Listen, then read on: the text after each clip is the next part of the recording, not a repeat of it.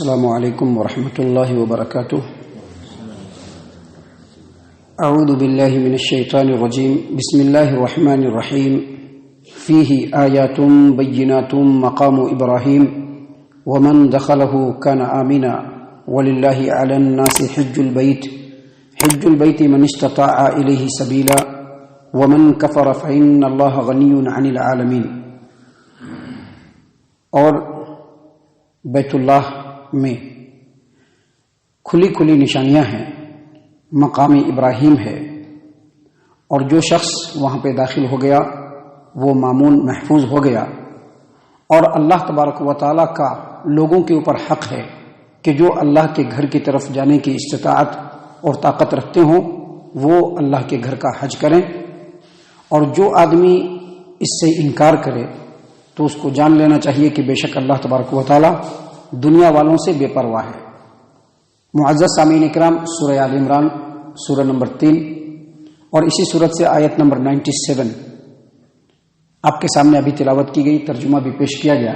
اس آیت کریمہ کے بارے میں اس سے پہلے جو دروس گزرے ہیں اس میں بہت ساری باتیں بتائی گئی، اور یہ بتلایا گیا کہ بیت اللہ یہ پہلا گھر ہے اللہ تبارک و تعالیٰ کا، جو لوگوں کی عبادت کے لیے اللہ نے مقرر کیا، جس کی تعمیر سب سے پہلے ہوئی، لوگوں کو اللہ کی عبادت کرنے کے لیے، وہاں جا کر کے اس کا طواف کرنے کے لیے، وہاں پر اس میں جا کر کے اعتکاف کرنے کے لیے اللہ تبارک و تعالیٰ کی طرف سے یہ پہلا گھر ہے۔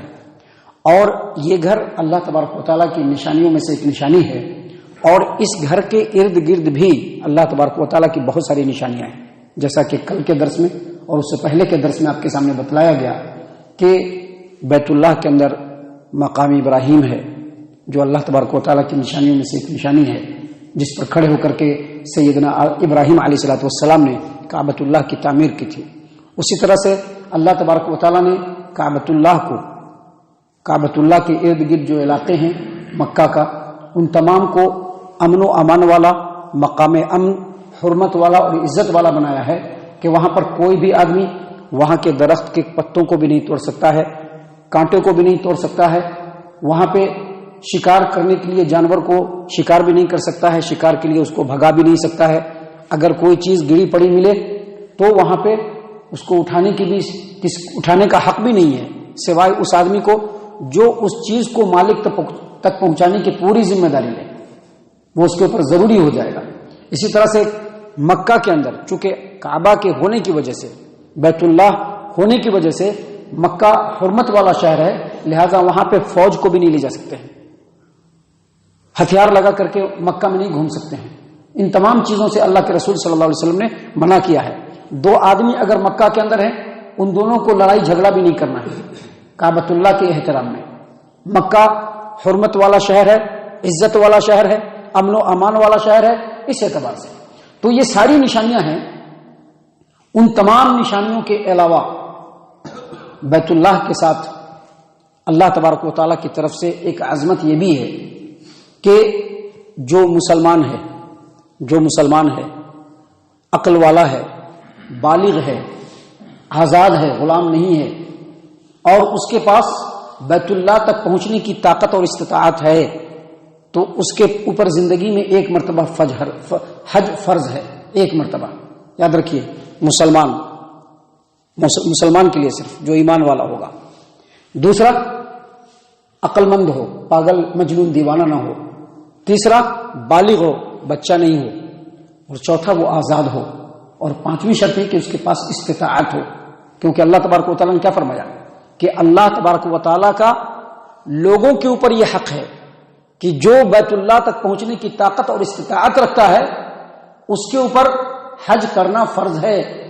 اور نبی صلی اللہ علیہ وسلم کی حدیثوں سے ثابت ہوتا ہے کہ ایک مرتبہ تو ایک دم فرض ہے اس کے اوپر، ایک مرتبہ کرنا ہے اس کو۔ اور اس کے لیے جو شرائط ہیں وہ یہی ہے کہ مسلمان ہونا چاہیے، عقل مند ہونا چاہیے، پاگل مجنون دیوانہ نہیں ہونا چاہیے، بالغ ہونا چاہیے، بچہ نہیں ہونا چاہیے، آزاد ہونا چاہیے، اور استطاعت ہونا چاہیے۔ استطاعت کا مطلب کیا ہے؟ استطاعت کا مطلب یہ ہے کہ آدمی اپنے مقام سے بیت اللہ تک پہنچنے اور پھر وہاں سے واپس آنے کا اس کے پاس پورا خرچ ہو، زیادہ راہ ہو، رستے کا پورا جو ہے انتظام ہو۔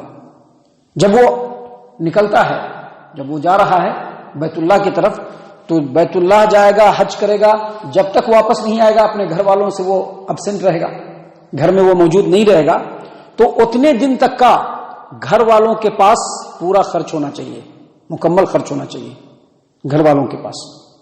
جو نارملی ہم خرچ اپنے گھر میں دیتے ہیں 1 مہینے کا 15 دن کا، تو اتنا خرچ اتنے دن کا اپنے بال بچوں کو دے کر کے جانا ہے تاکہ ان کی غیر موجودگی میں بچوں کی مکمل اور کمپلیٹ پرورش ہوتی رہے، گھر کا پورا خرچ چلتا رہے. تیسری چیز ہے کہ وہ آدمی مکمل صحت مند ہو، اتنا صحت مند ہو کہ وہ رستے کی صعوبت کو اور رستے میں جو بھی پریشانی ہے اس کو وہ سہنے کی طاقت رکھتا ہو. اور اسی طرح سے استطاعت میں یہ بات بھی آتی ہے کہ آدمی جب اپنے مقام سے چلے تو مکہ تک پہنچنے کے لیے رستہ بالکل پرامن ہو، کوئی خطرہ نہ ہو، کوئی رکاوٹ نہ ہو، کسی بھی طرح کی کوئی رکاوٹ نہ ہو. یہ چیزیں اگر کسی آدمی کو میسر ہے اس کو ایک بار فرض کرنا، ایک بار حج کرنا اس کے اوپر فرض ہے. جیسا کہ اللہ کے رسول صلی اللہ علیہ وسلم کی حدیث ہے، صحیح مسلم کتاب الحج حدیث نمبر 1337 نمبر کی روایت، سیدنا ابو ہریرہ رضی اللہ عنہ روایت کرتے ہیں کہ نبی صلی اللہ علیہ وسلم ایک مرتبہ ہم لوگوں کو خطبہ دے رہے تھے تو کہا کہ ایھا الناس قد فرض علیکم الحج فحجوا، لوگوں تمہارے اوپر حج فرض کیا گیا ہے لہذا حج کرو. ایک آدمی کھڑے ہوئے اور کہا اکل عام یا رسول اللہ، اللہ کے رسول صلی اللہ علیہ وسلم ہر سال حج کرنا فرض ہے؟ نبی صلی اللہ علیہ وسلم خاموش رہے. اس نے پھر دوبارہ کہا، اس نے پھر 3 بار کہا، نبی صلی اللہ علیہ وسلم تینوں مرتبہ خاموش رہے. جب وہ آدمی دیکھے کہ نبی صلی اللہ علیہ وسلم خاموش ہے تو وہ پھر بیٹھ گئے. تو نبی صلی اللہ علیہ وسلم نے کہا لو قلت نعم لوجبت، اگر میں کہہ دیتا کہ ہاں تو تمہارے اوپر ہر سال حج فرض ہو جاتا تھا، ولا مستطعتم، اور تم ایسا نہیں کر سکتے تھے. یہاں تو ہمارے ایسے دوسروں کی بات چھوڑ دیجیے، اہل توحید میں بہت سارے ایسے لوگ ہیں جن کے پاس پوری استطاعت ہے، اس کے باوجود وہ حج کرنے نہیں جا رہے ہیں، پوری طاقت ہے ان کے پاس، لیکن دنیا کی محبت، مال کی چاہت، یہ تمام چیزوں نے ان کو گھیر کر کے رکھا ہے. نبی صلی اللہ علیہ وسلم نے کہا کہ ہر سال فرض نہیں ہے، زندگی میں ایک مرتبہ فرض ہے، اور اگر میں ہاں کہہ دیتا تو تم پر ہمیشہ کے لیے فرض ہو جاتا تھا اور تم اس کی طاقت نہیں رکھتے تھے. تو اس حدیث سے یہ پتہ چلا کہ جس آدمی کے پاس استطاعت ہو، طاقت ہو، اس کے اوپر زندگی میں ایک مرتبہ حج کرنا بالکل فرض ہے. سامعین کرام، اگر کسی آدمی کے پاس رستے کا خرچ موجود ہے، گھر میں بھی دینے کے لیے خرچہ ہے، صحت و تندرستی بھی ہے، لیکن رستہ پرامن نہیں ہے، وہ حج کرنے نہیں جائے گا. ایک آدمی ایسا ہے جس کے پاس جانے آنے کا بھی خرچ ہے، گھر میں دینے کے لیے بھی خرچ ہے، صحت و تندرستی نہیں ہے، رستہ بھی پرامن ہے لیکن صحت و تندرستی نہیں ہے. تو اس آدمی کو چاہیے کہ ایسا آدمی جو صحت و تندرست ہو اور جو پہلے اپنا حج کر چکا ہو اس کے ذریعے سے اپنا حج کروا لے. اس کو حج بدل کہتے ہیں.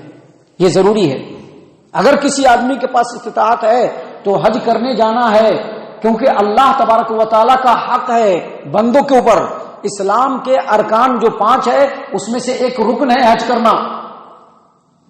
معزز سامعین کرام، اگر کوئی ایسا آدمی ہے جو حج کرنے کی نظر مان لیتا ہے، اگر میرا فلاں کام ہو گیا، میرے بیٹے کو صحت مل گئی، میرے بیٹے کو نوکری مل گئی، میرا بیٹا اگر ایسا کام کر لیا اچھا تو میں حج کروں گا، اگر اس نے نظر مان لیا تو اس کو حج کرنا ضروری ہے. اور اگر وہ حج کرنے سے پہلے مر گیا تو اس کے جو وارثین ہوں گے ان کو حج کرنا ضروری ہے. سامعین اکرام، اسی بات کو اللہ تبارک و تعالیٰ نے اس آیت کریمہ میں بیان فرمایا ہے کہ وَلِلَّهِ عَلَى النَّاسِ حِجُّ الْبَيْتِ مَنِ اسْتَطَاعَ إِلَيْهِ سَبِيلًا. اللہ تبارک و تعالیٰ کا لوگوں کے اوپر حق ہے کہ جو آدمی بیت اللہ تک، اللہ کے گھر تک پہنچنے کی طاقت اور صلاحیت رکھتا ہو وہ حج کرے. اس کے اوپر فرض ہے، یہ اللہ کا حق ہے یہ. اور اس کے بعد اللہ تبارک و تعالیٰ نے آگے فرمایا وَمَنْ كَفَرَ، اور جو آدمی انکار کرتا ہے. ہم نے پہلے بھی ایک بات بتایا تھا، آپ لوگوں کو یاد ہوگا، یہ جو انکار کرنا ہوتا ہے نا، صرف زبان سے نہیں، انسان عمل سے بھی انکار کرتا ہے. عمل سے بھی انکار کرتا ہے. کیسے؟ اب دیکھیے، ٹخنے سے اوپر کپڑا پہننا یہ اللہ تبارک و تعالیٰ کا حکم ہے، نبی صلی اللہ علیہ وسلم کا حکم ہے کہ کپڑا ہمیشہ ٹخنے کے اوپر ہو. آدمی کو معلوم ہے کہ ٹخنے کے اوپر ہی کپڑا پہننا ہے، خوب اچھی طریقے سے معلوم ہے، کیونکہ جب ان کو بہت سارے ایسے احباب ہیں، جب ان کو دیکھیے گا جب وہ باتیں کریں گے تو بڑی بڑی باتیں کریں گے، لگے گا کہ باپ رے اتنا جاننے والا آدمی ہے، سب کچھ جان رہا ہے، لیکن اللہ کے حکم کو پھر بھی وہ نہیں کر رہا ہے، عمل میں نہیں لا رہا ہے. یہ عملی طور پر انکار ہے.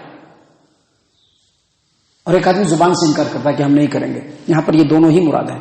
اللہ نے کیا فرمایا؟ ومن کفر، صاحب استطاعت کے اوپر اس کی زندگی میں ایک مرتبہ حج کرنا فرض ہے، لیکن اگر اس کے باوجود کوئی انکار کرتا ہے تو یاد رکھیے اللہ تبارک و تعالیٰ نے فرمایا کہ فإن اللہ غنی عن العالمین، اللہ تبارک و تعالیٰ دنیا والوں سے بے پرواہ ہے. آج ہمارے سماج و معاشرے میں ایک اور بات ہے. کیا بات ہے؟ لوگ کیا کہیں گے؟ بیٹی کی شادی کر لیں گے تب حج کرنے کے لیے جائیں گے. کیوں ایسا کہتے ہیں؟ ایسا اس لیے کہتے ہیں کہ ان لوگوں کو بیٹی کی شادی 2-4-10 لاکھ میں کرنا ہے، 20 لاکھ میں کرنا ہے، کیونکہ پہلے سے ہی نافرمانی دل کے اندر ہے. جانتے ہیں سب چیز، پہلے سے ہی نافرمانی. بیٹی کی شادی کر لیں گے. کیوں بھائی بیٹی کی شادی کر کے جائیے گا؟ کیونکہ بیٹی کی شادی میں بہت پیسہ خرچہ ہونے والا ہے. یہ سب چیزیں جو ہے دنیاوی حساب کتاب ہے. اللہ تبارک و تعالیٰ کو اس سے کوئی مطلب نہیں ہے. اگر آپ کے پاس اتنے پیسے ہیں کہ آپ آرام سے حج کر کے آ سکتے ہیں، درمیان میں آپ کے بچوں کی پرورش ہو سکتی ہے، آپ اپنے سارے معاملات کو نپٹا سکتے ہیں، تو حج کرنا فرض ہے، جانا پڑے گا. اور اگر کوئی آدمی اتنا کچھ کرنے کے بعد بھی نہیں جاتا ہے تو اس سلسلے میں اہل علم کی باتوں کو سن لیجئے. سب سے پہلے ایک روایت ہے جس کو امام ابن ابی حاتم نے تفسیر ابن ابی حاتم کے اندر روایت کیا ہے کہ عبداللہ ابن عباس رضی اللہ عنہما اور امام مجاہد دونوں کہتے ہیں کہ اگر کوئی آدمی حج کی فرضیت کا انکار کرتا ہے وہ کافر ہے. جبکہ اس کے مقابلے میں ایک اور روایت ہے جس کو امام ابن ابی شیبہ نے اپنی مصنف ابن ابی شیبہ کے اندر، امام سیوطی نے تفسیر الدر المنصور کے اندر، اور حافظ ابن حجر عسقلانی رحمہ اللہ نے التلخیص الحبیر کتاب الحج کے اندر روایت کیا ہے کہ عمر بن خطاب رضی اللہ عنہ نے فرمایا کہ جس کے پاس حج کرنے کی استطاعت اور صلاحیت ہے اس کے باوجود وہ حج نہیں کرتا ہے تو برابر ہے، چاہے وہ یہودی مر جائے چاہے وہ عیسائی مر جائے. تو اس سے یہ پتہ چلا کہ اللہ تبارک و تعالیٰ کی طرف سے حق ہے. اللہ تبارک و تعالیٰ کا حق ہے بندوں کے اوپر کہ اگر اس کو صلاحیت ہے، استطاعت ہے، تو وہ زندگی میں ایک مرتبہ ضرور حج کرے.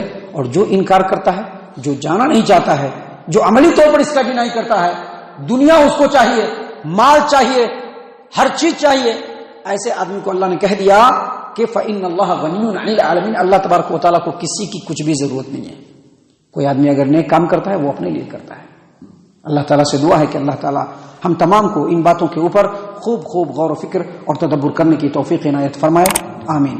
اللہ تعالیٰ ہم تمام کو صحیح معنوں میں پکا سچا مومن مسلمان بنائے. اللہ اور اس کے رسول صلی اللہ علیہ وسلم کی اطاعت و فرما برداری کرنے والا بنائے. صحابہ کرام رضی اللہ عنہم کے طریقے پر چلنے والا بنائے. جنت الفردوس میں جگہ عطا فرمائے. اے اللہ ہم تمام کو جہنم سے پناہ دے. اے رب العالمین ہم تمام کو جہنم سے پناہ دے. اے مالک الملک ہم تمام کو جہنم سے پناہ دے. آمین یا رب العالمین. وما علینا الا البلاغ.